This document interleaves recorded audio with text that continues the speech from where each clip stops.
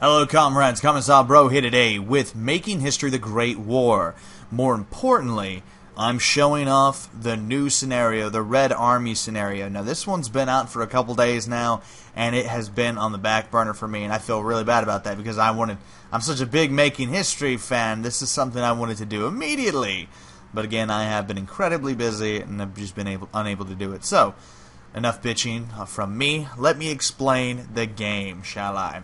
So, you've got the Soviet Socialist Republic. That's right. You've got Komuch. I can't really pronounce that. You've got the Mountain Republic. You've got the Republic of Georgia. And I think Armenia and Azerbaijan were both added in as well. You've got the Cuban People's Republic. You've got the White Movement, which is the White Russians. And then you've got, did I already say the Don Republic? I don't think I did. The Don Republic, the Ukrainian state, the Belarusian Republic, and, you know, also the Baltic states, and the United Baltic Duchy. That's right, of Estonia, and, what was his name? I can't remember the other one. It was Lithuania, Estonia, Latvia, that's what it was. So, Latvia and Estonia. So, and then Lithuania is still kind of its own little thing right now. But yeah, so there's a whole bunch of new factions in Russia you can play as. There's also been new technologies added to the game, which if we take a look at, we can kind of see. Yeah, see, like there's a whole bit here that's been added. You've got Fighter 6 and large destroyers and heavy cruiser 2. There's a bunch of new buildings and stuff like that. You can get light bombers now. Yeah, so it's like you're starting to kind of creep into the very, very early stages, like prior to World War II, essentially. So like late 1920s technology, mid 1920s technology is kind of what you can creep into in this new scenario.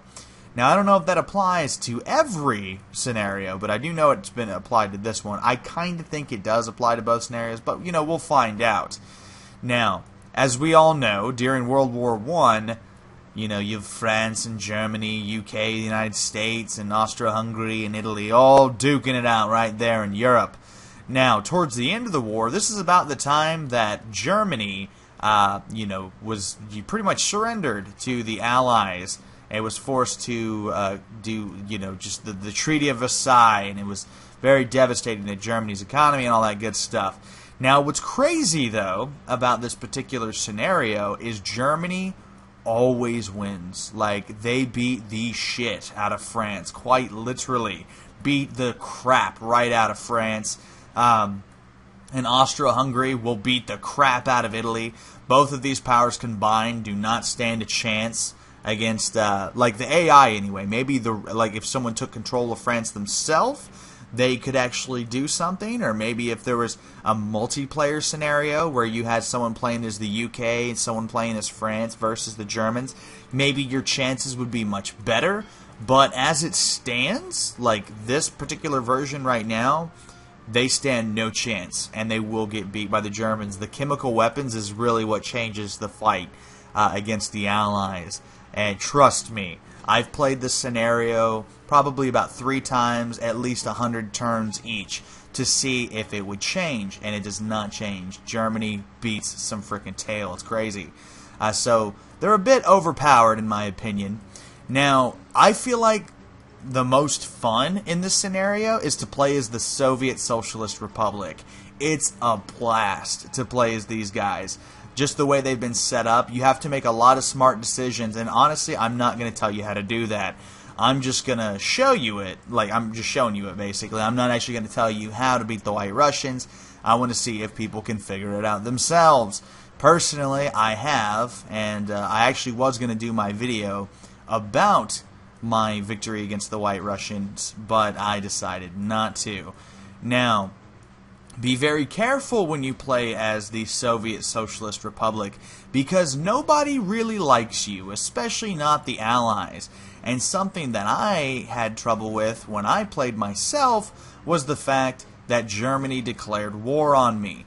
Germany is allied. Let me see if I can get an empire map going here. As you can see, Germany has puppet states with pretty much all of your neighbors. So like the Ukrainian state, the Kingdom of Romania, and the Baltic states are all puppets of the German Empire, and Poland as well. So that's kind of an issue. That means they have a direct line to you, and there's no buffer states. Now, if the Ukrainian state wasn't a puppet, you'd probably be good, but because they are a puppet to Germany, it's not very good. Plus, they have a lot of really good land, so it's a shame that you can't really just declare war on them without getting grinded into the dirt by the Germans. Plus, the Germans also have control of Crimea. So it's not very good, man. It's not very good. All in all, though, it's possible. It's possible. I'm sure a lot of people can figure out how to do it. If I manage to do it, then I'm sure you guys can. And yeah, I mean, there's not a whole bunch more I can really say about this scenario. I mean, it adds new units, it adds new buildings. It adds in the Soviets, which is, like I said, they're pretty much the most fun to play in this scenario from what I've played so far. They are an absolute blast. Like just tuning your economy into a full-on war economy and figuring out how to actually overcome the White Russians. And just to prove that I actually did it, I'm going to show you guys where I am on my game. Alright, so here is my actual game. 73 turns in. The Allies are fighting for control of the Middle East.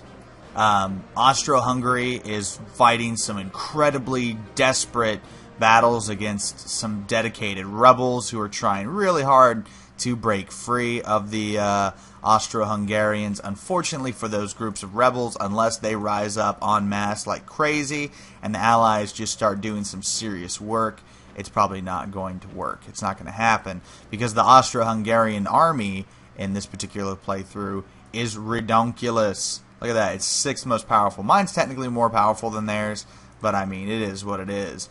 And then you've got Germany, who's just insane with land power, you know, rolling around with tanks and junk. Look at those tank prototype 3s. Yeah, Germany is not to be messed with in this particular playthrough. They have defeated France, and I mean defeated France, in a very devastating full-on occupation. Like I said, it does look like the Allies are trying to do some sort of pushback, but I don't think it's going to matter too much because, you know, their armies are not that big. Now, the U.S. and the U.K. still technically have the largest armies in the world, but, I mean, you know, it doesn't mean too much, especially when Germany is, like rolling over at them. You see, like, right now, I can't select the battle, which is a shame. There we go.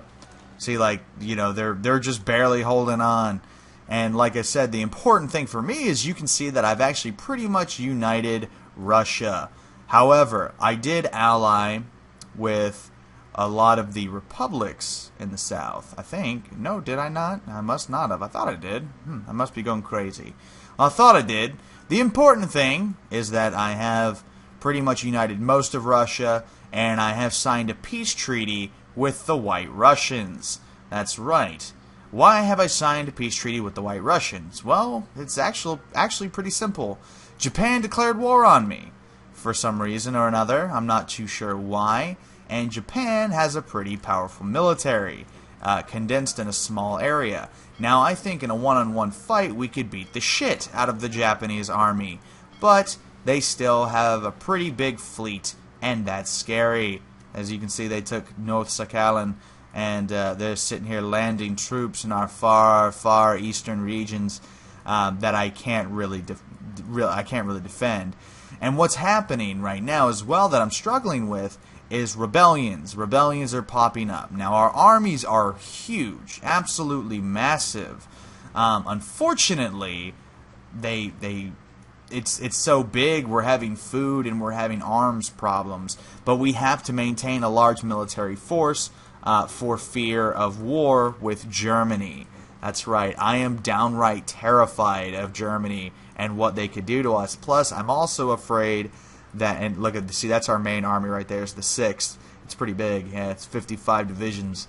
It's pretty damn big. That would be the equivalent of around 550,000 troops, just so you know. But anyway, I have another big army somewhere around here. This is also a glitch I have for some reason. Militia 2, the models don't show up for me. I'm not sure why.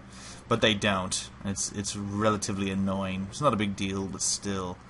Yeah. But anyway, so yeah, this is the new scenario. This is the Red Army scenario. I'm personally having a friggin' blast with it. This is a lot of fun. It's very well done. So far I haven't run into any crashes or anything like that. I will say it's hard as hell. Like, I mean, this is really hard in terms of how these scenarios normally are. And yeah, it's really, really tough, especially like War Exhaustion and Rebellion. It gets crazy, and it gets crazy fast, and it just doesn't seem like an easy way to do it. So yeah. But anyway, this has been Commissar Bro. I hope you guys go pick this one up and give it a try. I imagine you're going to have a lot of fun with it, just like I have. And yeah, it's only $5. Yeah, go support Muzzy Lane. Let's see more content from them. I'd love for there to be more new units added in. You know, just have Making History the Great War. Literally have it like a bridge, and you can play in World War I, but then you can play in World War II as well, or maybe some alternative scenarios or something like that. That would be so cool. Yeah, some nice alternative scenarios. Anyway, this has been CB, and I'll see you next time.